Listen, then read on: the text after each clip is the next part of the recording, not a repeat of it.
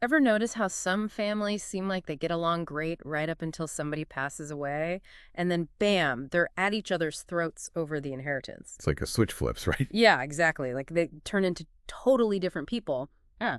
And that's what we're diving into today. The whole inheritance thing and how families can keep from, imploding when it happens. Yeah, because it's way more common than you might think. We've got a great book to help guide us through all this, Dividing the Pie by Tina Jin. And it's a guide to slicing without the sibling squabble, which I think is a pretty great subtitle. It really is. We'll also be pulling in some other research and articles too, so we can really get the full picture. But the main goal here is to help you understand how to prevent these kinds of inheritance blowups in your own family. And I think the first thing to understand is that these inheritance battles, they happen a lot more than we realize. You see a family smiling in a photo and think, oh, they must be so close. But then you hear about them fighting over a diamond ring in court. It's kind of wild, actually. It's like inheritance turns into some bizarre reality show, right? Everyone's suddenly fighting for the prize. It really does. But, and this is a really important point, a lot of the time, the disputes aren't actually about the money. It's about the sentimental value attached to the items.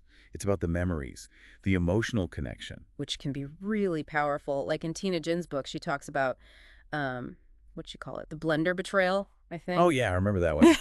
Where a family totally fell apart over a vintage blender.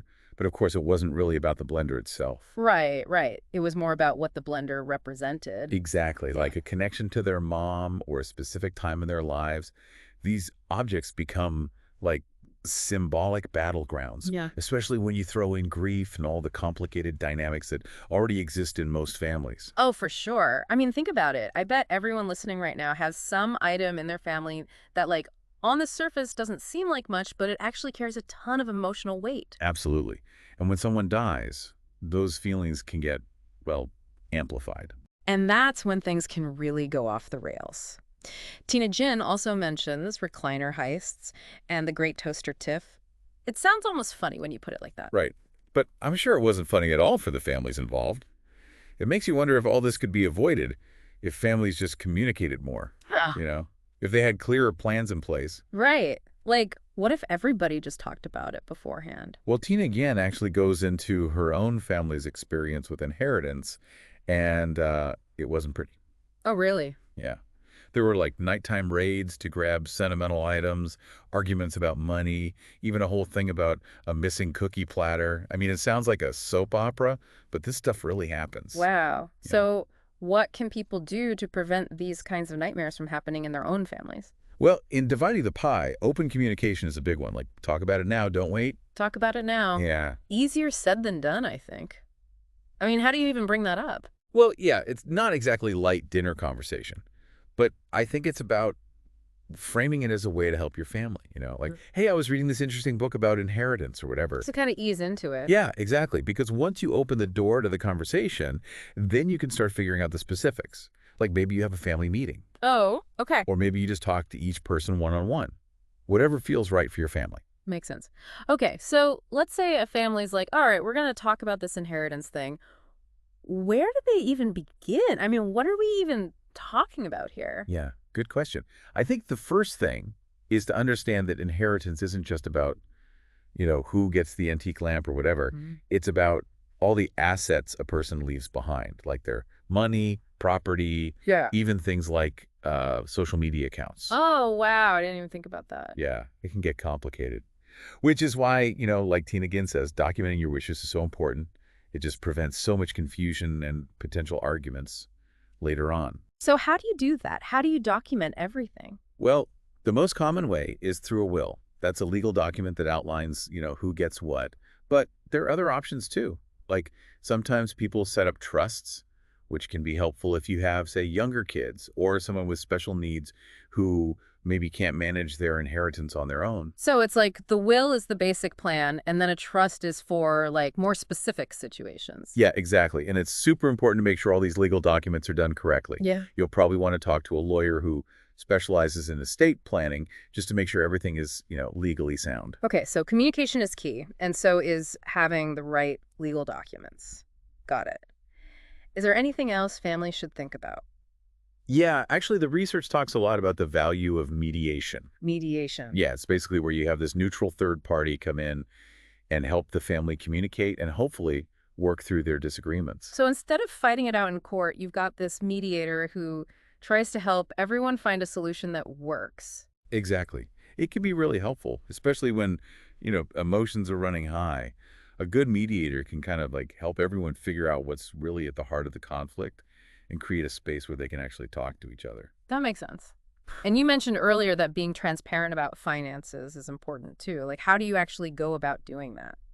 Well, I think it starts with just, being open and honest with your family about your overall financial situation. You don't have to like give them your bank statements or anything, but just giving them a general sense of your assets and debts can help prevent surprises and mistrust down the road. Yeah, that makes sense. It's like building that foundation of trust. Exactly. You could also like make a list of your assets and accounts along with any login information and keep that somewhere safe. That way a trusted family member or, the executor of your will can access it when they need to. Oh, that's a good idea. So it's all about being organized and making sure the information is there when people need it. Right. And don't forget about digital assets. These days we have online accounts for everything. Oh, yeah, for sure. So it's important to have a plan for those too. Mm. How do you want those accounts handled after you're gone? Hmm. I never even thought about that. Yeah, it's something a lot of people overlook. It's funny, as we're talking about all this, it's making me think about those classic sibling rivalries that everyone has growing up. Oh, yeah. It's almost like inheritance disputes are just like those, except, the stakes are higher. And instead of fighting over toys, it's legal documents. Right. It's like all that stuff from childhood, it just comes back up. The research even talks about that, how past conflicts and family dynamics can totally resurface during inheritance proceedings. It's like Right. everything gets magnified. Like in Tina Ginn's book, where the siblings were fighting over a toaster, but it wasn't really about the toaster. Right. It was about who felt more loved by their parents. Who got the bigger piece of the pie growing up? Yeah, exactly. So those little items, they become symbols for these deeper conflicts. So how do you deal with that? Is it like family therapy? I mean, therapy could be helpful for some families, but I think even just acknowledging those feelings, creating a space where people can talk openly about them can make a big difference. Being proactive before things escalate. Right. And it's about shifting the focus from winning to finding solutions that feel fair to everyone. It's interesting. It's making me think about how I talk to my own kids about money and possessions. It's not just about teaching them to be responsible. It's also about teaching them to be fair, generous, respectful. Absolutely. I mean, at the end of the day, inheritance isn't just about the stuff, it's about the values and the legacy we pass on. It's about how we want to be remembered, the stories we leave behind. And it sounds like having these conversations, even when they're tough, that's a real gift you can give your family. For sure. One of the most important gifts. Okay, well, we've covered a lot here. Communication, documentation, mediation. We've even talked about the emotional side of inheritance and those underlying family dynamics. But I want to hear more about, like, the practical stuff. How do you actually divide up possessions? What does Tina Ginn suggest? Okay, so we're talking about dividing things up fairly, and that's got to be tricky. What does Tina Ginn suggest? What are her strategies? It's definitely not always easy. One of the most practical things she talks about is just making an inventory. Like a list. Yeah, basically, of all the, important possessions. That way everyone knows what's there. Makes sense. Like, you can't really decide who gets what if you don't even know what you're working with. Right. And it doesn't have to be anything fancy either. It could be just a list. Or even, like, take pictures of everything and write notes on them. It's really just about being transparent and making sure everyone's on the same page. Okay, so you've got your inventory. Then what? Do you just start divvying stuff up? Like, I get this, you get that? Well, Tina Ginn actually suggests thinking a little bit deeper about it. She says to consider all the different types of value that items have. Like, what do you mean? Well, obviously there's monetary value, like how much something is worth in dollars. Yeah. But there's also sentimental value, historical value, even as functional value, like, is this something you're actually going to use? Oh, I see. So, like, a vintage watch might be worth a lot of money, but it might also be really meaningful to someone because it belonged to their grandfather or something. Exactly. And recognizing those different layers of value can help families come up with solutions that, feel fair, that make sense for everyone. I bet that prevents a lot of arguments. Because it's not just about who gets the most expensive stuff. It's about who values certain things the most, for Okay. whatever reason. Right. And Tina Ginn even talks about getting creative. It doesn't always have to be a strict, 50-50 split. Maybe Hmm. there's some things that could be shared or rotated among family Oh, members. well, that's a good idea. Or, if there's something that no one wants to get rid of, but no one really wants to keep either, maybe it can be donated to a museum or a charity. That way, it can be enjoyed by other people. That's a good point. Sometimes the most important thing is just honoring the memory of the person who owned it, not just who ends up possessing it. Exactly. And that kind of brings us back to that whole communication thing. If families are talking openly, they can usually figure out a way to make everyone feel good about the situation. Well, it sounds like this book, Dividing the Pie, it's a really helpful resource, especially if you want to avoid some of those big inheritance blowups we were talking about earlier. It really is. But even if your family situation is pretty straightforward, I think there's some good reminders in here for everyone. Like what? What are the big takeaways? Well, I think the first one is just don't wait. Don't wait until there's a crisis. Have these conversations now while everyone's, healthy and able to participate. And write things down. Make sure your wishes are clear.